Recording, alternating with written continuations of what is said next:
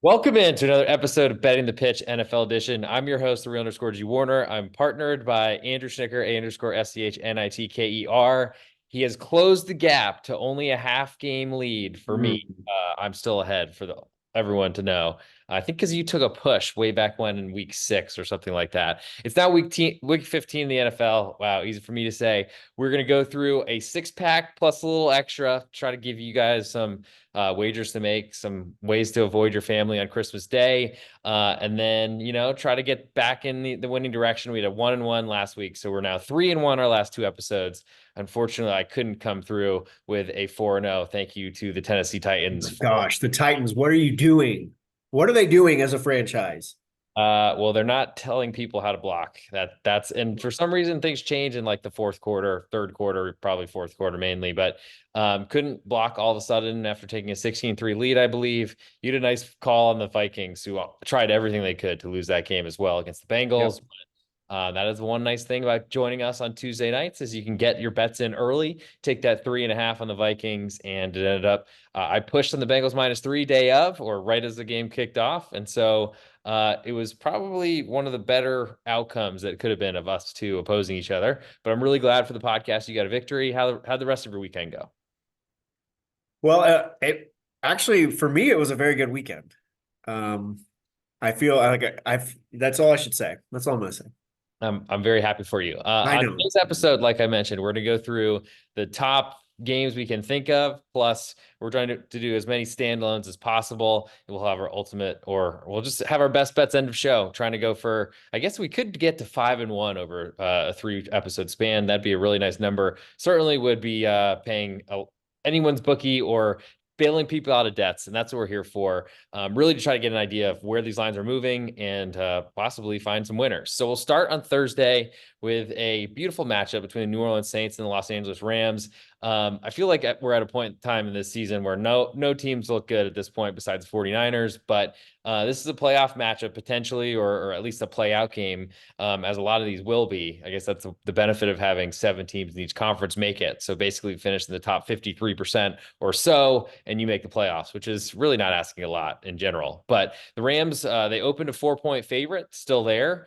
Total is 44.5 at open and has climbed to 46. So maybe that's based off a really dominant performance from the New Orleans Saints last weekend. But they did have Danny DeVito in town. So I'm not sure what to say about that one.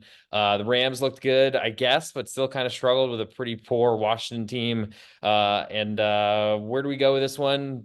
I think we're still in a position where home field advantage in Los Angeles does not matter. Yeah. I don't take much from either of those two games because it's the bottom feeders of the NFC East, and oh, it's it's rough when you've got the Saints as nearly a touchdown favorite. That says everything against the Giants. And Tommy DeVito, without let's like just remove all the social media, everything else with it. I mean, he should not be in this position. He's got a little bit of spark with his legs. He's been able to do some things with his legs, but like he's not an NFL quarterback. So if there are other opportunities to be against the Giants this year, I would certainly try. But I don't know if it's going to be possible with the spreads that they're going to be facing the final 3 weeks. For this one, Thursday night, Yes. I have liked the Saints defense throughout the year. We've talked about that. The Rams have been a pleasant surprise. We've talked about the fantasy implications. Sean McVay's offense just seems to plug and play. They identify good talent that they can get lower in the draft, and it just works out for them. I also look to I guess the coaching situation here. Um, I think it's a mismatch across the board. I don't love Dennis Allen as a head coach. He's a great defensive coordinator as a head coach. Drives me crazy. Um, but yes, no home field for the Rams, especially on a Thursday night. It's going to be dead. And I do think the Saints, I mean, they still have division aspirations.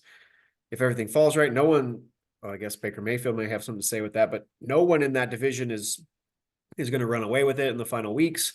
So I think that the motivation or the edge goes to the Saints with all those factors in play. I do think McVay is a better coach when they're the underdog.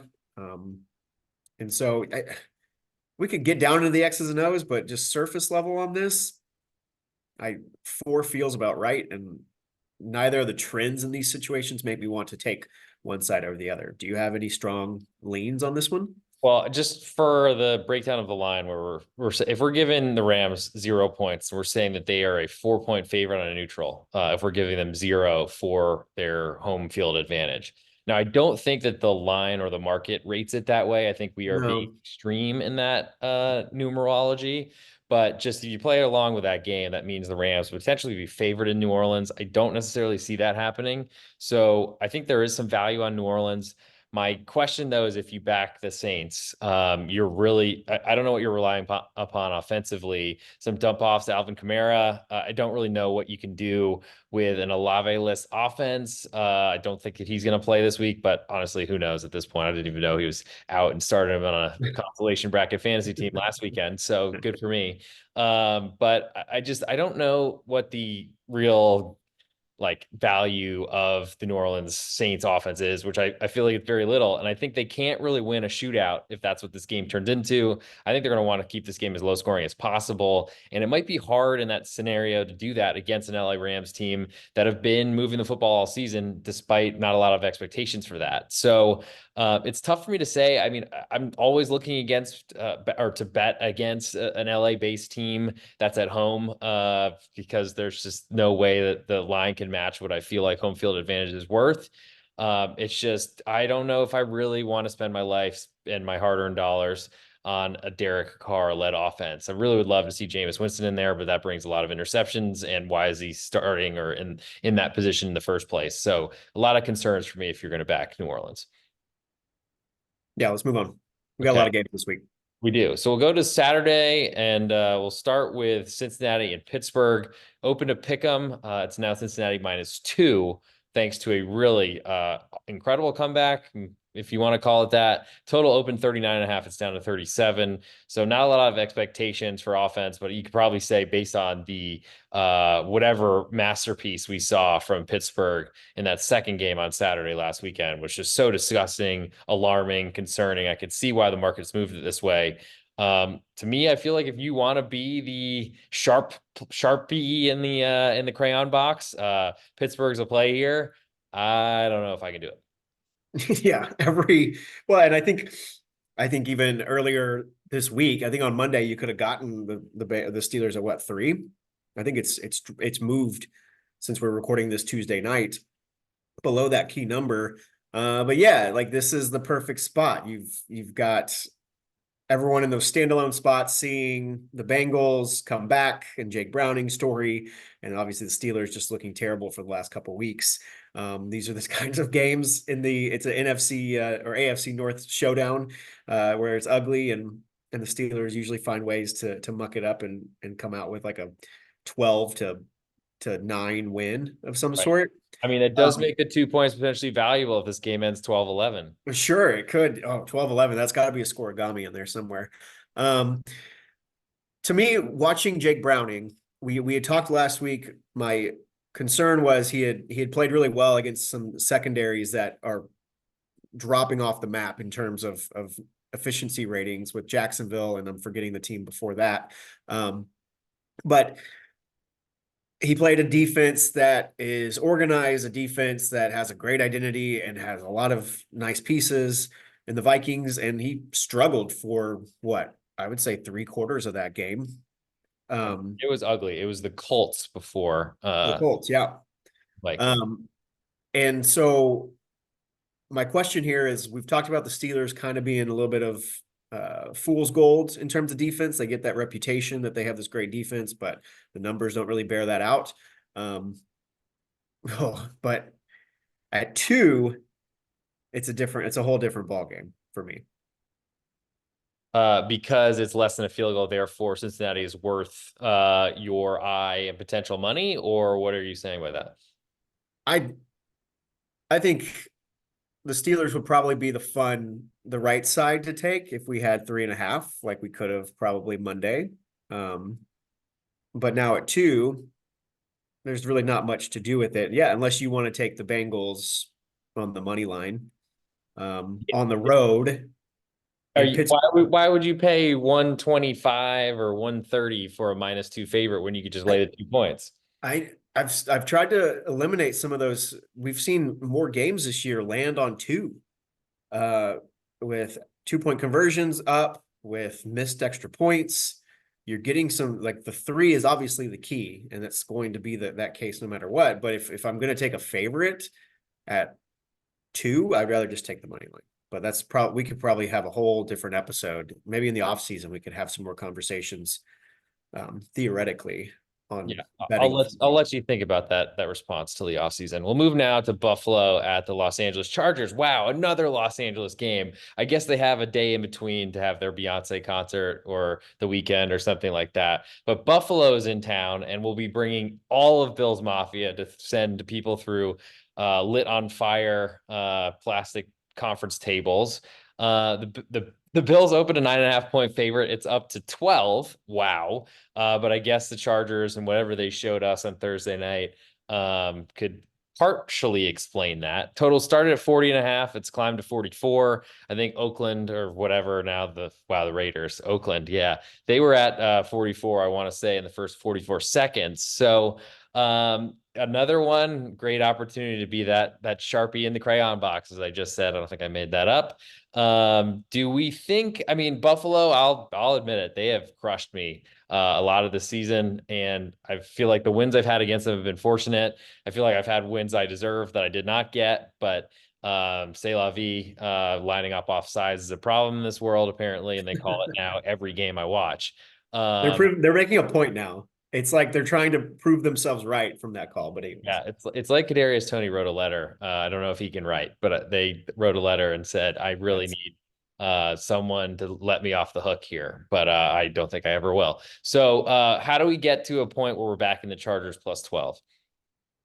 Or maybe oh, you're under, gonna or maybe under. Is that another way to play this game? Because people on Saturday are either going to be Christmas shopping, or their wife's going to be Christmas shopping, or partner will be Christmas shopping, and they'll be sure. sitting on one of those benches just waiting, wanting to cry, and figuring out, well, I could potentially take some of the bets from the Betting the Pitch NFL edition.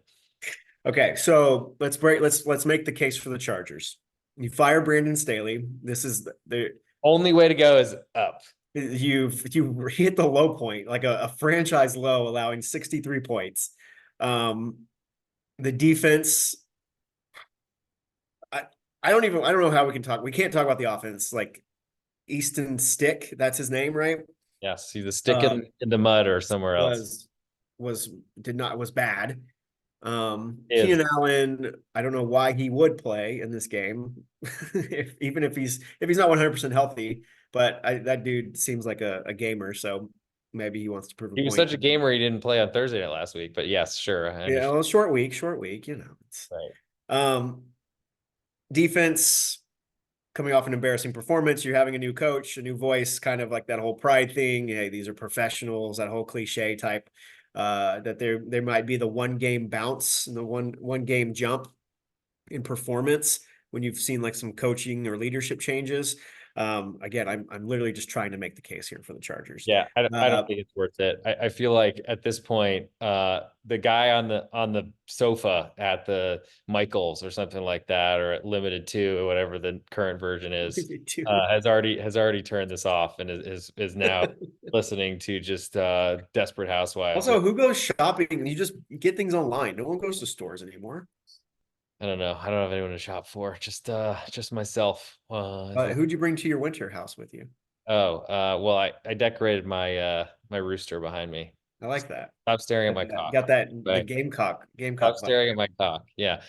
So now I forgot the plan. Are we moving straight to Dallas at Miami, and then we're doing all of Monday? Is that the plan, or is there one game I'm missing in between here too? Well, you want to do Sunday night? Patriots Broncos. Another just Yeah, banner yeah, game. sure. I guess let's get it out of the way. The Pats at Denver. I don't know. I guess you can't flex the Patriots out of important games 2 days in a row or 2 weeks in a row. There's So there's some contracts there. Yeah. So we're stuck. Denver, a 5.5 point favorite at home, has now climbed to 6.5. Not a huge jump considering what we saw from the quarterback room at the New England Patriots last weekend, and honestly, what seemed to be like a competitive game until they started throwing into triple coverage with their intended receiver, the fourth guy in the line. Um, New England total was 36. It's dropped to 34. So not a lot of expectations for anything in this matchup. And I think Denver playing really poorly against Detroit might have kept this line from climbing more. I don't see how you're back in New England getting less than a touchdown on the road or really anywhere. Yeah. Broncos run defense again gets exposed for just not being good enough. Lions after a rough start just kind of put their foot in the gas and kept going. And I will say, yeah, it was a very balanced attack, but I think the run game is what opened it all up for the Lions to be able to then Can New start England do gassing up. that when Right, without they have no threat whatsoever in the passing game? Mondres Stevenson is not likely to play. Maybe he gives it a go, but he's probably Yep. not ready to go. Um, although, like we've talked, like Zappy has been okay. I mean, that like the a game that the Pats were in, I felt he completely Yeah, ended up with a pick inside his red zone, basically. Yes, that could happen. We saw Nick Mullins throw a really bad pick, which then led to a Vikings loss, but a cover for the best bets on this podcast, which was great. I don't know. I mean, 6.5 feels like that a lot of people are going to be taking Denver. So there's someone out there that thinks New England's going to cover this number to keep this below 7. I don't know who that person is or if they still have money left, but clearly they're keeping this line in this type of position, this here, especially Sunday night when people are chasing losses. I don't know how this one doesn't climb above 7. Almost makes me feel like if there's ever a spot to try to buy in a certain price and then sell off it a little bit later. Problem with money line, it's hard to do that. So you're probably at best just hoping to get 6.5 here and maybe get a 7 coming back the other way on New England. And then maybe it lands 7 and you somehow survive, laugh all the way to the bank or something like that. But I just feel like this number is going to skyrocket at some point unless this NFL market is going to puzzle me again. I going back to Zappy a little bit. If they're playing against a team that has playmakers and an offense that knows what it's doing, and I guess we'll put the Chiefs in that category for this conversation. Yeah, I don't think he's going to fare well if he has to stay if he gets off schedule or if they are forced to throw the ball and try to play a game where they're playing keep up or trying to keep up with a good offense. I don't see that as the same circumstance here, which could be a case that you could make for the Patriots. Another just PSA for this week. These holiday weeks, Thanksgiving, this one are weeks that I walk in, and you know me, I'm extremely cautious in general in my NFL bets. This is that week to be very everyone. These are all these standalone games. People they're drinking, they're having fun with family. They're like, oh, let's be a little bit more. The public here makes an impact. And so, like, if you are interested in one of these dogs, it's probably worth waiting till closer to kickoff to watch some of these numbers move up and see if you can get it above a key number because but the Broncos coming off last week's performance in another standalone spot, I don't know if we're going to get there. Yeah, I just feel like New England's so much worse that 6.5 seems really cheap. And I mean, not that I even like necessarily the idea. Denver's played pretty well. I think one throwaway game where they couldn't stop the run and things snowballed pretty easily and early. I think that all makes sense. And they played a day earlier and get to be at home. So a lot of things that maybe the New England rush defense is good enough, but Denver struggled to run the ball all season. I don't see that getting markedly worse. So yes, unlikely that Denver wins a turnover battle as much as they have been recently, but they also are starting or they're playing against the quarterback room that has absolutely no competent person to call to take the snap, throw the ball, hand it off, anything of that nature. So we'll move to that other big Sunday game, and then we'll get to Monday, and I'll go through all the Christmas Day, probably in a little bit more rapid fire, but probably a big one, especially with Dallas and their performance at Buffalo this weekend, bailed out by the Eagles losing on Monday night. And then we still have a race in place for the NFC East. I wish I had another race sounding word to rhyme there again. But Dallas visits Miami. It's opened at a pick 'em. It's climbed Miami -1.5. Total is 51 after opening 52. So totals dropped a point. Miami's dropped, or excuse me, their price has increased. Their spread has increased from a pick 'em to -1.5. I imagine that Tyreek Hill is playing, but I have not heard that confirmed. It seemed like he was pretty close on Sunday. And this is a big test for Dallas to answer their critics that at first it was you can only beat the worst teams in your schedule. jury's still out on whether Philadelphia qualifies as one of the dominant teams in football. Their record certainly says they're one of the best, but I think there's plenty of problems beneath the surface. But the new, I think, like segue statement, new media thing that everyone's saying is that Dallas can't win on the road. This is a great opportunity for them to do it. And Miami has not really been a difficult place to play in the past years. But this is a different Miami team, organization. And I think this is going to be it's a really big statement game, one that I'm very interested in from both sides. So Miami has to prove that they can beat good teams, I think. And Dallas has to prove that they can do stuff outside of Jerry World. Yeah, I agree spot on with like all of that. I think home field, you're going to see a pretty strong contingent of Cowboys fans there. A lot of Everywhere, what I've everywhere. You probably do everywhere, but maybe more here than anywhere yeah, else I mean, because besides Los Angeles or Las Vegas, because it's kind of a fair weather, low home field advantage. sure. You just put the opponent in the sun. That's about it. Yeah, I'm trying to get a grip. I feel like the messaging from a lot of analysts or pundits out there this week was, like that the game in Buffalo, bad weather for a team that doesn't deal with weather often, playing at AT&T Stadium, bad spot coming in off the Eagles game, and the the celebration that was. But I'm not giving them as much of a pass, I feel like, as some of the other people looking at that and finding reasons uh, I for why mean, the Cowboys just had some an off like week. cold-ish weather when Dak was supposedly quoted, maybe sarcastically saying, "I love it out here at 43 degrees" or something like that at kickoff. Yeah. Um, but So that we're didn't stop them from tackling James Cook running through the middle of the O line that basically pushed Dallas around for 4 quarters. And that's going to be the very basic handicap, I think, for most people this week is the Cowboys this year have not consistently stopped the run. You could go back to the shocking loss at Arizona in week 2 or 3. Arizona ran all over them. They improved that. Maybe that's not maybe it's definitely schedulated in the middle of the season a little bit. But Miami is the team that can run the ball most efficiently in the league, and so that glaring hole against Miami's offense, even with the offensive line that's missing a couple pieces, I think is the very thin slice basic handicap of okay, who's going to win this game? Well, let's look at Miami run game versus the Cowboys rush defense.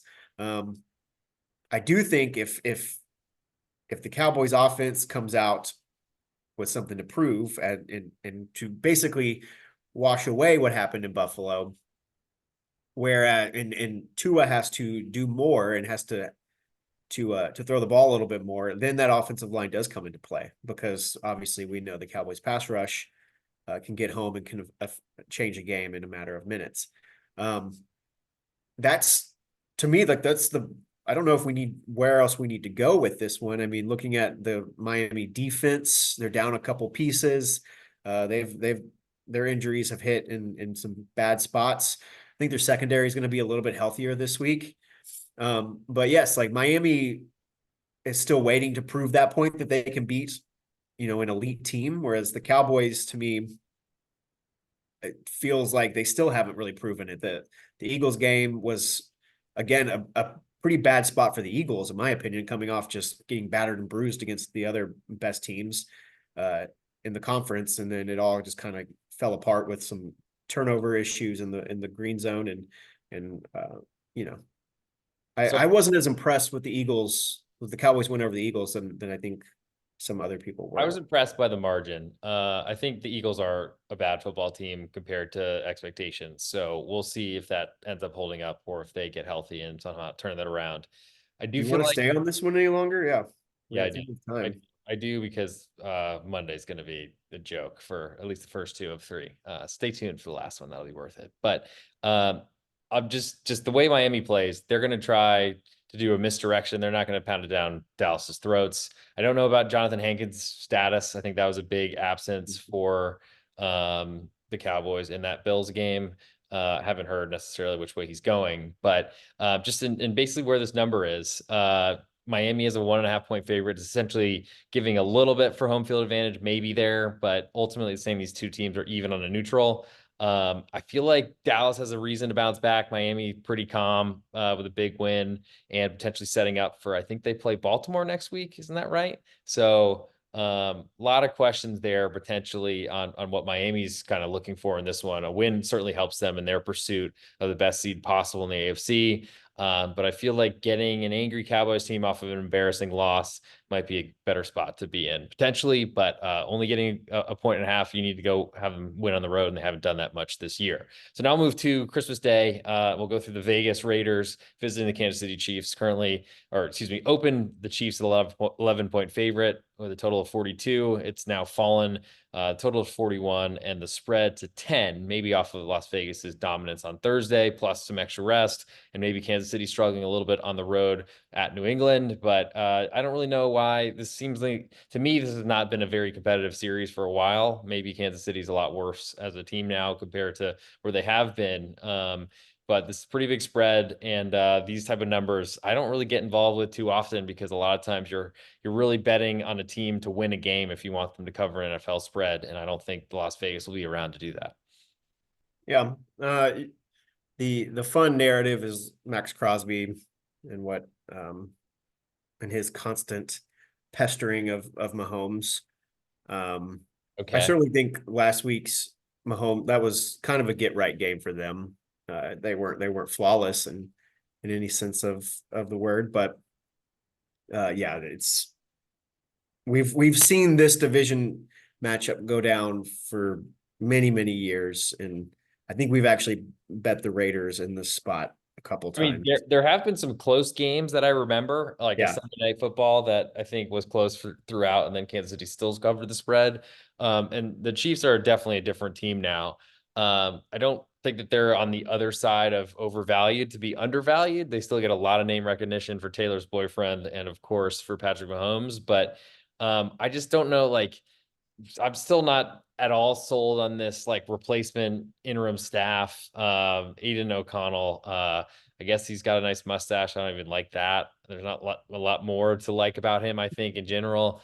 I don't know what is enough to really even tempt me on this one. So if you don't mind, I'll move next let's to move on. Once we start talking about Aiden O'Connell's mustache, it's time to go. Here we go. Go Boilers. Boiler up. Then we go to the Giants visiting Philadelphia. Danny DeVito back in our lives. Total open 44. It's down to 42.5. Spread at 11 at open. Philadelphia minus 11. Now is up to minus 12, despite losing on a game-winning fourth quarter go-ahead touchdown drive from Drew Lock. So can Danny DeVito stop sniffing Jersey Mike subs and grills and things of that nature, and go into Philadelphia, where I'm sure they might have a couple of jokes about him?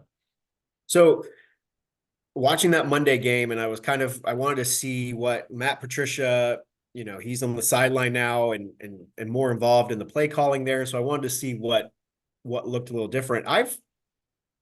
We've bashed on the Eagles defense. It's easy to do. Everyone's bashed on the Eagles defense. I thought it was actually worse on Monday, and I know that the points for the Seahawks weren't there, but to see, I think that their strength had been stopping the run, and on Monday night it felt like they were trying to protect their secondary even more, and the holes for Kenneth Walker were just massive, and they were getting pushed that I hadn't seen happen to an Eagles defensive line this year. Yeah, granted, there's some splash plays. Like it's scary if you're dropping back to pass and you see one of those guys coming up the middle. But to me, it looked worse than what we had seen this year earlier. And the offense has been out of rhythm for the last month and a half. We know that. It still looked out of rhythm because that game, the Eagles, they should have won by, I would say, 2 scores, and they just kept playing with their food and Then their let food Walker, ate them. and that's the food ate them. Yeah, like I just don't know, but it's Tommy DeVito, and like I said just 20 minutes ago, I'm not going to put any money on a Tommy DeVito team. Yeah. I mean, they could get inside that number. Philadelphia played with their food at a Monday night, short rest, have to travel across country for a weird Christmas Day game. Weird stuff. Big upsets seem to happen in division as opposed to other places, unless Drew Luck starting on Monday night for probably his last start ever. I just, it's a weird scenario here to see Philadelphia playing as poorly as they have been to then be favored by this number. I'm kind of hoping that they blow out the Giants, then we can potentially bet against them until they're out of the playoffs, whenever that glorious day comes. Looking forward to Nick Sirianni yelling at I don't know, prison guards or something like that at some point. And so the last game of our 7-pack that we're going for, an extra Christmas gift from us, or Hanukkah gift, or holiday season, whatever you're supposed to call a gift that's politically correct. The biggest one, potentially a Super Bowl preview, some even Could might be. say. Baltimore visiting San Francisco. Currently San Francisco, or it opened, excuse me, San Francisco 4.5-point favorite with a total of 45. It's now San Francisco -5 at Bet Online with a total at 46.5. So Baltimore's been bet against a little bit. Maybe some love for San Francisco, kind of struggling with Arizona for a while, and then looking like the true San Francisco team that they are. Baltimore just kind of playing with their Jacksonville Jaguars food, but the food was not able to eat them because uh, the Trevor Lawrence is not healthy. shampoo And model was he got hurt a little bit more in that one. You could see it at the end of the game, but yeah. You want me to start? You want me to go with this one?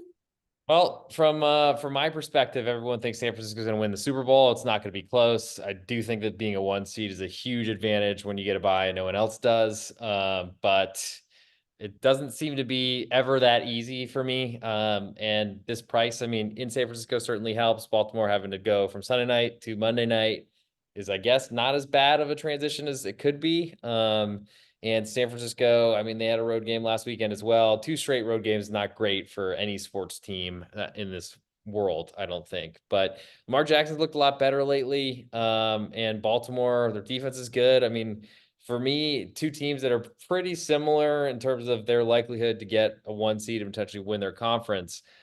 Seems like a 5-point spread is pretty luxurious for the home team. And I'm Yeah. betting against home field advantage in the NFL this year. Yeah.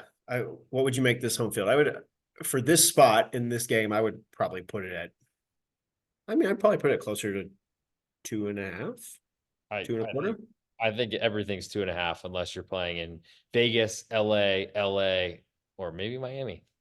I mean, we can go back in time with the Rams on Thursday night. I would still give the Rams like a 1-point home field advantage just for the fact of road team, not in the same routines, hotels, those kinds of I've just never other felt San game Francisco. I zones. mean, maybe when their teams were not very good, that the crowd made an impact and made them more competitive, but that just might be playing at home Sure. over the years. I don't think it's going to do anything to Baltimore necessarily here. So again, I think it's a situation where you're getting more points than you should based on home field advantage. It's just really, to me, it's how much better is San Francisco than Baltimore on a neutral field, and then those are the lines I'm essentially looking at this season.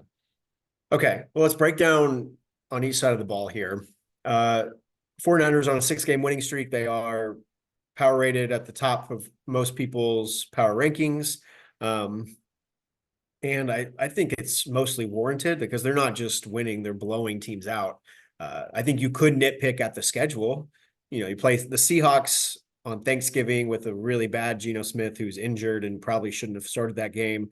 You get the Cardinals in there. But then you've also, you have a really impressive win against the Eagles at Philly. Winning there is always tough.